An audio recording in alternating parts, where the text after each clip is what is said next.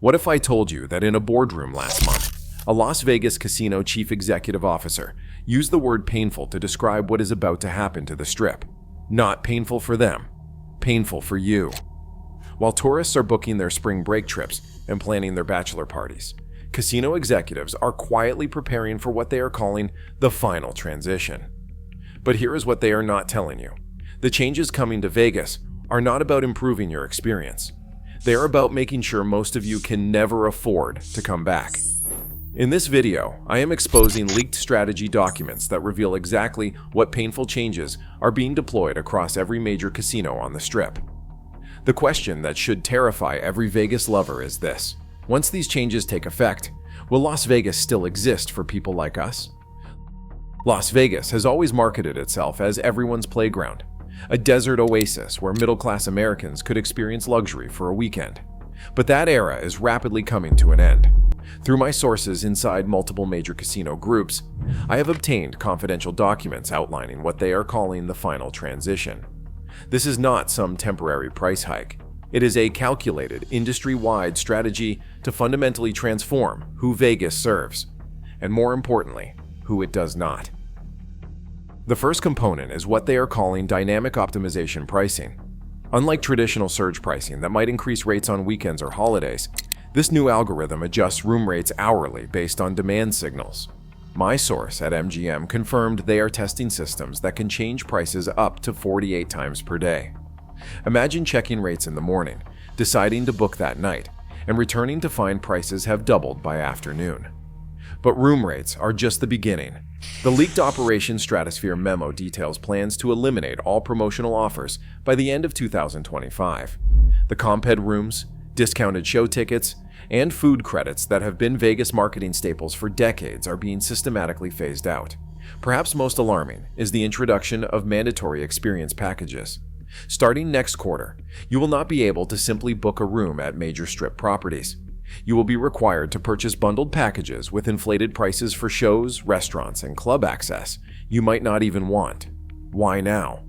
The post-pandemic recovery provided perfect cover. As one Caesars executive explained in a private investor call, COVID reset consumer expectations around pricing. They said they have successfully normalized nightly rates for standard rooms from $129 before the pandemic to $400. The window for completing the transition is now. But make no mistake, this is not about pandemic recovery or inflation. The final transition memo explicitly states the goal: transform Las Vegas from a volume-based destination to an ultra-premium exclusive resort city targeting high-net-worth individuals. They want fewer visitors who spend more money, much more money, and if you are not in that category, the Vegas you have known is about to vanish.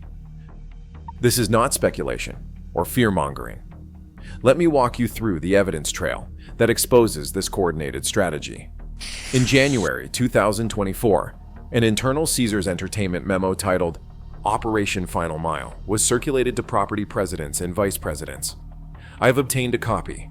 The document outlines a 24-month roadmap for what they call customer base recomposition, corporate speak for getting rid of budget-conscious visitors. The memo specifically instructs executives to prepare for temporary occupancy decreases as they implement the new pricing strategies. By March, MGM Resorts held a closed-door board meeting where executives discussed what they called customer pain thresholds. The meeting minutes provided to me by a whistleblower include a disturbing line from a senior vice president. We need to identify exactly how much pain middle market segments will tolerate before abandoning the destination entirely. They are literally calculating how much they can hurt you financially before you give up on Vegas altogether. In June, a leaked Wynn Resorts document titled Pricing Strategies for Transition Period outlined their approach to gradually elevate price points while managing public perception. The document specifically mentions controlling the narrative by attributing price increases to enhanced experiences rather than revealing the true strategy. By September, the mask slipped during a casino industry conference in Monaco. A prominent Vegas CEO told attendees that they were accepting short-term pain for long-term positioning.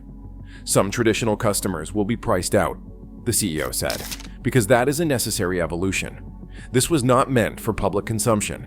It was said behind closed doors to industry insiders. In November, The industry quietly implemented the most aggressive surge pricing algorithms ever deployed in hospitality. Analysis of booking data shows weekend rates at major strip properties now fluctuate by as much as 500% within a single day. Just last quarter, an industry white paper circulated among executives confirmed the coordinated market repositioning strategy. The paper celebrates early success, noting that average daily room rates have increased 127%, while occupancy has decreased by 32%. Exactly the equation they want. This is not normal market evolution. It is a deliberate, synchronized effort to transform Las Vegas into an exclusive playground for the wealthy, while systematically pushing out the middle-class visitors who built the city's success. So what is driving this radical transformation? Follow the money. The Saudi Arabian Public Investment Fund has quietly committed over $50 billion to projects the internal documents call Vegas Luxury Transformation Projects. This is not just about building new properties. It is about reconfiguring existing ones to cater exclusively to ultra-wealthy international visitors. Private equity firms, led by Blackstone, have acquired controlling interests in multiple strip properties with explicit investor promises of 25% annual returns. The math is simple. The only way to hit those numbers is to dramatically increase prices while reducing service costs. A former McKinsey consultant who worked on Vegas casino contracts revealed to me that their engagement metrics now focus on customer tier elimination, specifically designing strategies to discourage budget and mid-tier tourists from visiting. Perhaps most telling is the change in executive compensation structures.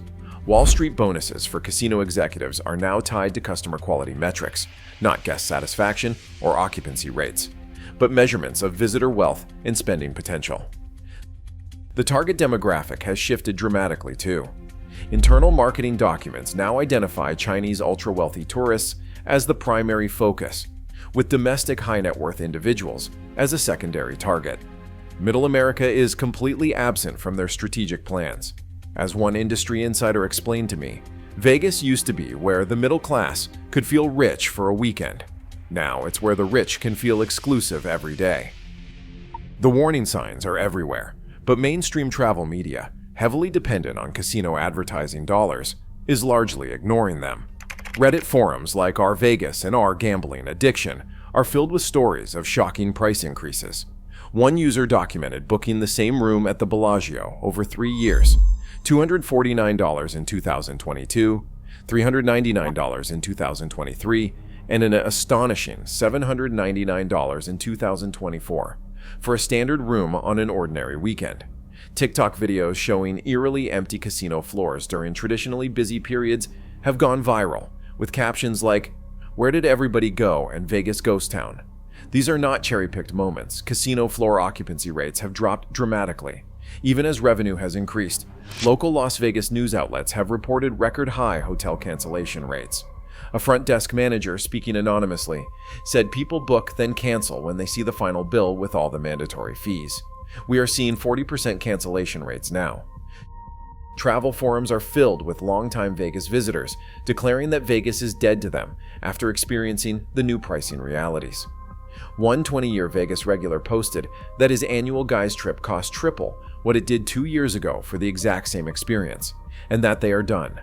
Facebook groups with names like Vegas Refugees and Priced Out of Paradise have sprung up, organizing boycotts of major strip properties and sharing alternative destinations. Tourism industry whistleblowers have started coming forward as well. A former marketing director at a major casino group said they are deliberately engineering what they call planned obsolescence of the middle market visitor. It is not a side effect. It is the goal. Perhaps most telling is what employees are saying. Cocktail servers, dealers, and hotel staff report receiving explicit instructions to prioritize high-value guests while providing minimal service to standard visitors. A veteran dealer said they want the average Joe to have a bad time, so he does not come back. What we are witnessing is not just a price increase, it is the systematic dismantling of Las Vegas as America's playground. Official visitor numbers show a troubling trend.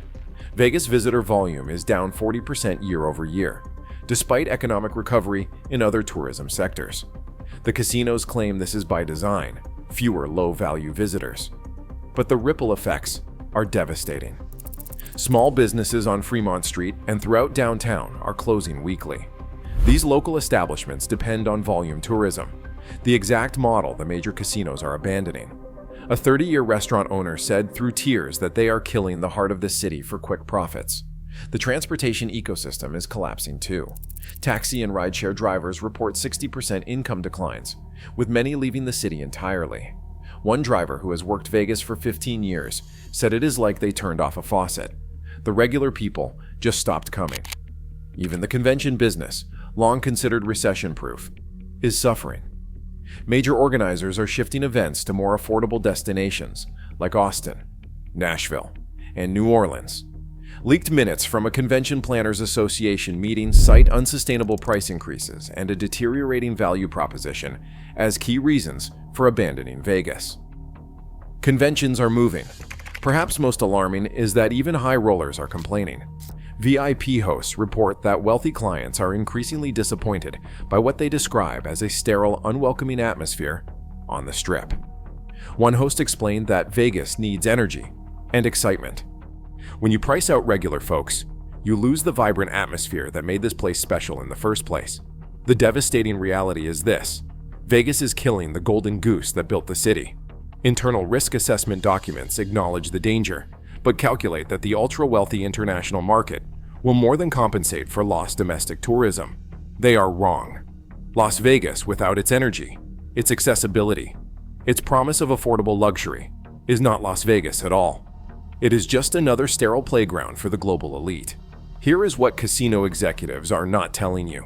These painful changes are not just about money. They are designed to break your emotional connection to Vegas. When you have visited Las Vegas for years, you develop loyalty.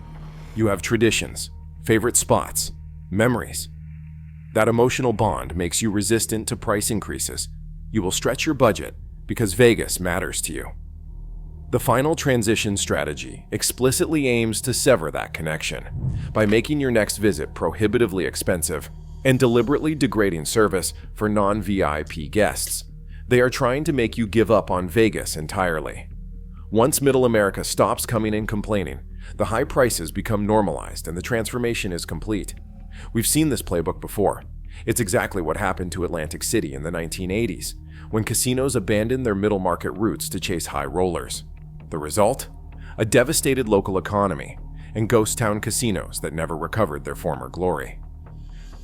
But there's still a window, a narrow one, before Las Vegas reaches the point of no return. Public pressure can force casino operators to choose between Wall Street demands and the loyal customers who built their empires. Here is what we can do. Support downtown Vegas and locals casinos that reject surge pricing. Properties like El Cortez, the D, and Station casinos still offer reasonable rates and genuine hospitality. Boycott Strip properties that implement dynamic pricing and mandatory packages. Hit them where it hurts. Their quarterly earnings reports. Demand transparency in hotel and resort pricing. The final transition strategy depends on confusion and hidden fees. When booking, explicitly ask if rates will change after reservation and what mandatory fees will be added. Share your experiences, positive and negative. The casino marketing machine is powerful, but authentic voices can break through. Document price increases, service changes, and your decision to visit or avoid Las Vegas. Remember, Vegas was built by offering accessible luxury to ordinary Americans. It thrived by making everyone feel like a VIP. That formula worked for decades, creating the most successful tourism destination in American history. The painful transition being forced upon us now is not inevitable. It is a choice being made in boardrooms by executives who have forgotten what made Vegas special in the first place. They're literally planning your pain and calling it business strategy. You have been betrayed by the very city that promised everyone was welcome. Are you going to let them price you out of the last authentic American destination? If Vegas has betrayed you, subscribe because we are fighting back against their lies. Tell us below what is your breaking point with Vegas's greed.